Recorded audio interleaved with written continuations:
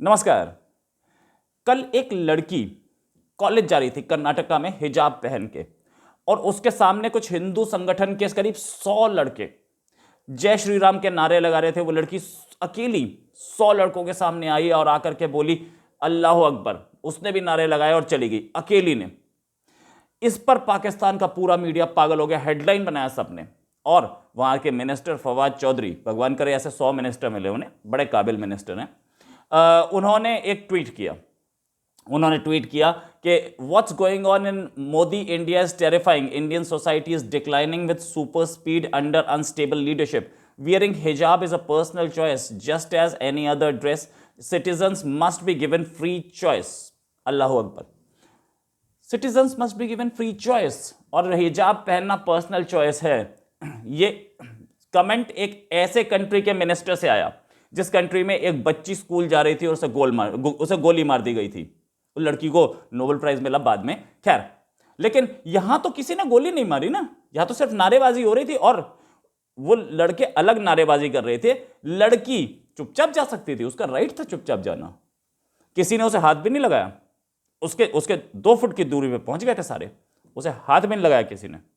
लेकिन लड़की सामने आई और आकर के, उसे पता था सामने कैमरे हैं, पब्लिसिटी मिलेगी, साफ देख रहा था उसे, वरना 100 लोगों के सामने बोलने की किसी की हिम्मत होती है।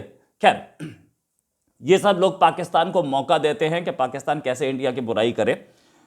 अगर आप इस चैनल को सपोर्ट करते हैं तो प्लीज सब्सक्राइब का बटन दबाएं, बेल आइकन दबाएं। इस खबर पे आगे की डिटेल्स। पाकिस्तान में कई बार बोला जाता है कि इंडिया में राइट्स नहीं है मुसलमानों को बोलने के। इससे ज्यादा क्या प्रूफ चाहिए? 100 लोगों के सामने अकेली लेडी अल्लाह अकबर का नारा लगा गई, वो भी जय श्री राम का नारा जो लगा रहे थे। 100 लोगों के सामने अकेली लेडी नारे लगा के चली गई, चुपचाप चली गई, किसी ने उसे कुछ नहीं बोला। 100 लोगों में से एक भी आदमी उसको हार्म कर सकता था। 100 के 100 तो मिलके, बिल्कुल सियालकोट टाइप कुछ नहीं हुआ यहां पे। पाकिस्तान में जो सियालकोट हुआ, यहां पाकिस्तानी जर्नलिस्ट बोल रहे हैं कि वो इंडिया में कॉन्स्टिट्यूशनल राइट है उसका। अरे उसका कोई कॉन्स्टिट्यूशनल राइट है क्या? आपके कॉन्स्टिट्यूशन में लिखा है कि जो भी किसी को भी सीधे जिंदा जला दीजिए, कोर्ट में ना जाए आदमी? ये हुआ ना। ये अब बीजेपी के प्राइम मिनिस्टर मोदी मुसलमानों का कातिल है ये बोला जाता है, और मोदी के इंडिया में मुस्लिम्स को कोई राइट नहीं है। बीजेपी गवर्नमेंट है कर्नाटका में और मोदी प्राइम मिनिस्टर है, वहां पे ऐसा हुआ।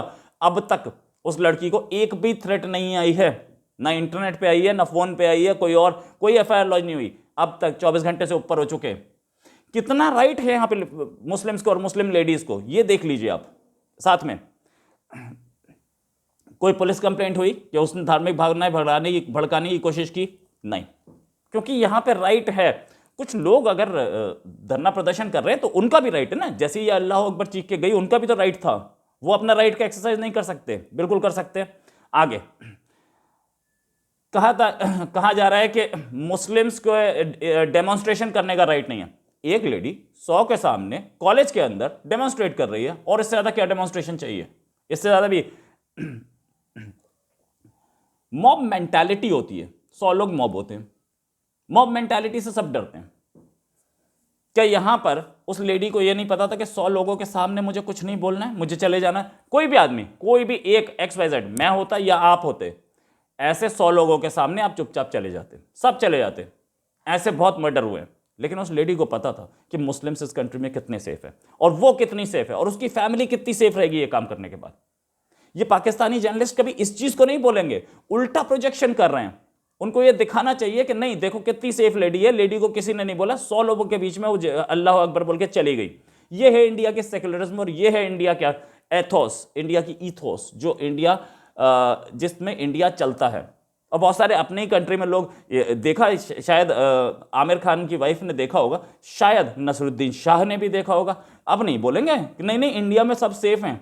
अब कोई नहीं बोलेगा। नसरुद्दीन शाह को वो पसंद है, सियालकोट चले जाए, मकान खरीद लें। खैर, लेडी को यह भी पता था कि मेरे को कोई आदमी कुछ नहीं करेगा, और लोगों ने भी पूरी मर्यादा की। हिंदुत्व संगठन के जो लोग थे उन्होंने पूरी मर्यादा से उस लेडी के पास जरूर पहुंचे, नारेबाजी की, किसी ने उसे हाथ लगाने की कोशिश नहीं की। यह है हिंदुत्व, यह है हिंदू धर्म। पाकिस्तान नहीं है जहां पे अकेली लड़की को उठा के ले जाते हैं, आप कन्वर्ट कर देते हैं। ये भी पाकिस्तान नहीं है। सच तो यही है, सच ये है। आप देख लीजिए असलियत, count the list, cases count कीजिए और पता चलेगा आपको कितना हो रहा है। पाकिस्तान में क्या ऐसा कोई लड़की कर सकती थी, कोई हिंदू लड़की या कोई सिख लड़की ऐसा कर सकती थी? मलाला यूसुफजई के साथ क्या हुआ सबको पता है, और पाकिस्तान में हुआ, और पाकिस्तान ने उस पर क्या एक्शन लिया? पाकिस्तान ने एक एक्शन नहीं लिया। मलाला यूसुफजई को आज भी धमकियां मिल रही हैं। जिस आदमी ने मारी मलाला को गोली, उसको पाकिस्तान की आर्मी ने खुद ने छोड़ दिया। उसका नाम था एहसानुल एहसान। पाकिस्तान की आर्मी ने खुद ने छोड़ दिया, और उसके बाद क्या हुआ? कुछ नहीं। वो आज भी धमकी दे रहा है, ठीक है, क्योंकि पाकिस्तान में इस्लाम के नाम पे तो आप कुछ भी कर सकते हैं। अभी एक हिंदू प्रोफेसर को लाइफ टाइम इंप्रिजनमेंट मिली एक वीडियो के बेसिस पे। यहां क्या था? यहां पे तो कुछ नहीं हुआ ऐसा। आप बताते हैं बार बार इंडिया सेक्युलर है इसलिए होना चाहिए, मतलब आपको कोई कुरान में लिखा था कि पाकिस्तान इस्लामिक कंट्री बनेगा? आपका कंट्री भी तो जिस दिन पैदा हुआ था सेक्युलर था। आपके जिन्ना की स्पीच थी कि पाकिस्तान सेक्युलर होगा, आप तो जिन्ना को ही भूल गए। सच तो ये है। इनफैक्ट पाकिस्तान में लड़कियों का, हिंदू सिख क्रिश्चियन लड़कियों का एब्डक्शन हो जाता है, उनको जबरदस्ती कन्वर्ट कर दिया जाता है, और उनकी पुलिस कंप्लेंट तक नहीं होती। कोर्ट तो भूल जाइए, कोर्ट तो कोई राइट ही नहीं देती आपके। यहां क्या हुआ? यहां तो कोर्ट तक मामला ही नहीं पहुंचा, पुलिस तक मामला ही नहीं पहुंचा। वो लड़की आई अकेली 100 के सामने, अकेली आकर अल्लाह अकबर बोला और चली गई। क्या ऐसा पाकिस्तान में हो सकता था? कोई हिंदू लड़की, कोई क्रिश्चियन लड़की, कोई सिख लड़की कर सकती थी? बिल्कुल नहीं कर सकती थी। सच यह है कि आपको भी पता है कि कोई राइट्स नहीं है पाकिस्तान में मुस्लिम गैर मुस्लिम को। आपको मुस्लिम के राइट नहीं है, बाकियों को बताएंगे आप। इंडिया से कंपैरिजन जरूरी है। और ये लोग जो ऐसे हरकत करते हैं वो इंडिया को बदनाम क्यों? जब आपको पता है कि आपके पास राइट्स हैं तो आप उन राइट्स का मिसयूज क्यों कर रहे हैं?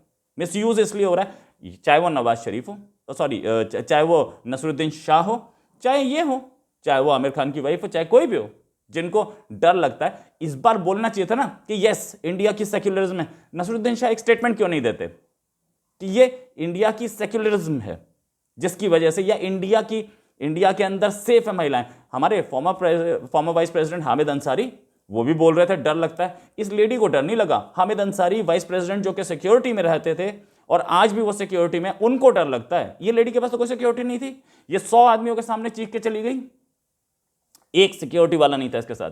और वाइस प्रेसिडेंट को सिक्योरिटी के अंदर डर लगता है। भाई क्या बात है? ऐसी ये स्टेटमेंट्स देने के बाद एक बार अंदर झांक के ये लोग नहीं देखते कि हमारी कंट्री में हो क्या रहा है और हम अपने कंट्री को दुनिया में बदनाम क्यों कर रहे हैं, पाकिस्तान इसको कितना मिसयूज करेगा। कुछ नहीं सोचते ये लोग सिर्फ एक काम करते हैं, बोल दीजिए अपने पर्सनल बेनिफिट्स के लिए, ताकि मुझे कुछ फायदा हो जाए, ताकि मैं पब्लिसिटी ले लूं। हामिद अंसारी वाइस प्रेसिडेंट थे, मैं इनकी बड़ी इज्जत करता हूं, नो डाउट, और रहे हैं ये वहां पर हमारे एम्बेसडर भी रहे हैं। लेकिन इनको ये बात तो समझ में आनी चाहिए ना कि कैसे कंट्री की इज्जत बचानी है और कैसे कंट्री के बारे में कुछ करना है। जिस कंट्री की आपने इतने साल रोटी खाई, उस कंट्री को तो बदनाम ना करें। जिस कंट्री के लिए आप इतने साल, कंट्री ने आपको इतना कुछ दिया, नसीरुद्दीन शाह, वो तो ना बदनाम करें। इस लेडी ने आप सबको एक चीज दिखा दी कि कितने सेफ है। एक लेडी ने ये जितने भी बड़े बड़े गैंग है, जितने भी बड़े बड़े लोग हैं, इन सबको दिखा दिया कि इंडिया में लेडीज, मुस्लिम लेडीज सेफ हैं और मुस्लिम सेफ हैं। ये बिल्कुल सच है, ये डेमोन्स्ट्रेट हो रहा है। अब तक एक पत्थर नहीं पड़ा उसके घर पे, और फिर उसके बाद भी अनसेफ बताते हैं आप अपने कंट्री में मुस्लिम्स को। कैसे बोल देते हैं आप? दिल्ली थोड़ी है, कर्नाटका है, बीजेपी गवर्नमेंट है वहां पर, उसके बाद भी शेम। इसी के साथ एक और खबर के साथ फिर हाजिर होंगे। नमस्कार, जय हिंद।